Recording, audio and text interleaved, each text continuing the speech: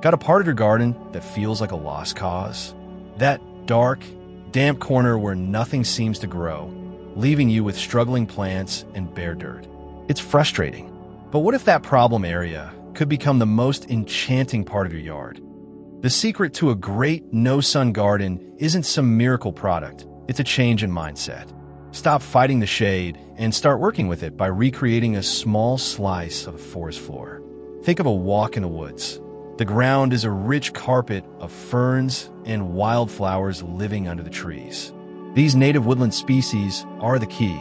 They've spent thousands of years evolving to thrive in filtered light and rich, leafy soil. Direct sun would actually harm them. Many are spring ephemerals, popping up to bloom before the trees above fully leaf out. Others have leaves designed to soak up every drop of dappled sunlight. When you plant a native woodland garden, you're jump-starting an entire ecosystem, providing food and shelter for local bees, butterflies, and birds.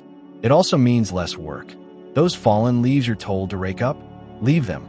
They are nature's perfect mulch, keeping the soil moist, stopping weeds, and breaking down into all the free nutrients your plants will ever need. You're simply tapping into nature's own recycling program. So where do you begin? The trick is to think in layers, just like a real forest. You've got your ground covers, your mid-level perennials and ferns, and then your taller shrubs for structure. Let's break down some of the absolute best native plants that will bring your no-sun garden to life. You might not find these at every big box store, but they are the true workhorses of the shade. Instead of buying bags of mulch year after year, plant a living carpet. Native ground covers are amazing for choking out weeds and giving you that lush, filled-in look. A popular favorite is wild ginger, Asarum candidates. This plant is a true shade superstar. It forms this dense mat of gorgeous, velvety, heart-shaped leaves that look great all season long. Once it gets going, it's fantastic at keeping weeds down. In early spring, if you peek under the leaves, you'll find these funky little reddish-brown flowers hiding right at ground level, waiting for beetles to pollinate them. When you crush the roots, they have a spicy, ginger-like smell, which is how it got its name. You can't have a woodland garden without ferns. It's just not right. They add this soft, ancient texture that nothing else can match. And one of the most dependable and beautiful is the Christmas fern, Polystichum acrosticoides. There's a reason it's called the Christmas fern. Its handsome, leathery fronds are evergreen, so they provide color and interest all year round, even in the dead of winter. It grows in this beautiful, fountain-like clump about 1 to 3 feet tall and wide. What's wonderful is how adaptable it is.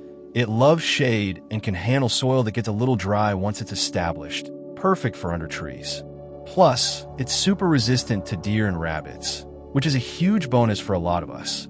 The new growth in the spring, called fiddleheads, are silvery and fuzzy, adding yet another cool feature. Okay, now for the fun part. Let's add some color and invite the pollinators to the party. A shade garden is so much more than just green. A must-have is wild columbine, Aquilegia canadensis. This plant adds a touch of elegance and whimsy that is just captivating. The foliage is delicate and blue-green, kind of like a fern, so it looks great even when it's not blooming. But the main event is its intricate red and yellow, bell-shaped flowers that just dangle from these skinny stems in the spring. They are perfectly shaped for hummingbirds, which will make a beeline for your garden. It's also a host plant for the columbine dusky-winged butterfly. Don't let its delicate looks fool you. Wild columbine is surprisingly tough and will grow in all kinds of soil. It will also happily self-seed a bit, popping up here and there to create a really natural, beautiful look. Shrubs are the backbone of the garden. They give you height, structure, and something interesting to look at in all 4 seasons. For this job, we can't say enough good things about spicebush, Lindera benzoin. This thing is a 4-season superstar. In the earliest days of spring, before it even has leaves, its bare branches get covered in these little clusters of fragrant yellow flowers. They're a critical first meal for native bees just waking up. While spicebush is a primary host for the gorgeous spicebush swallowtail butterfly caterpillar, it is not the only one. Sassafras is another host. In summer, it has beautiful glossy green leaves.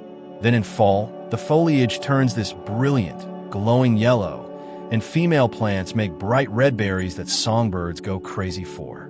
It gets about 6 to 12 feet tall, creating a great sense of enclosure and habitat. Even the leaves and twigs smell amazing when you crush them, a clean, spicy scent. All right, you get the concept, you have a plant list. Now for the fun part, getting your hands dirty.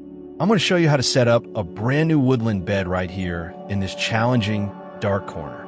Step 1, put down the rake and the tiller. First things first, let's prep the ground. And it's way easier than you think. Step away from the rototiller. A forest floor is a delicate web of roots and fungi, and we want to mess with that as little as possible. The best way to start is by laying down a layer of plain brown cardboard right over the grass or weeds. Seriously, no digging required. The cardboard will smother everything you don't want and will just decompose over time, adding organic matter back into the soil. Step 2, build your soil. On top of that cardboard, add a good, thick layer of compost. This is going to mimic that rich, dark soil of a forest and give your new plants a massive head start. Now for the real magic ingredient, leaves. Go gather up fallen leaves from other parts of your yard and pile them right on top of the compost. A layer of 2 to 4 inches is perfect. If you can shred them with a lawnmower first, even better, as they'll break down a bit faster.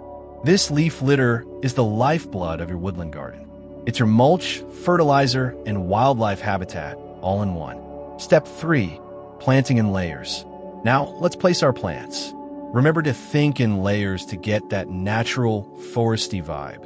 We'll start with the spice bush and place it toward the back of the bed. That'll give the whole space immediate height and a nice backdrop. Next up is the mid-layer. Here we'll put a few clumps of Christmas fern around the spice bush. Their arching, evergreen fronds will add great texture all year. Then we can tuck in the wild columbine. Its airy leaves will be a nice contrast to the bolder plants. Notice we're not planting in straight lines or perfect triangles. Nature is a little messy, so we're going for gentle drifts and organic clumps. Finally, the ground layer. We can use the wild ginger near the front edge here. Over the next couple of years, it'll slowly spread out and form a solid green carpet, weaving its way around the other plants and keeping weeds out. When you're ready to plant, just pull back the leaves and compost. Dig a hole just big enough for the plant's root ball and pop it in. Backfill with soil, then gently pull the leaves back around the base of the plant, making sure you don't cover the crown. Give everything a really good watering to help it all settle in. And there you have it. This little corner, which used to be a forgotten patch of dirt, is now the start of a living, breathing woodland ecosystem.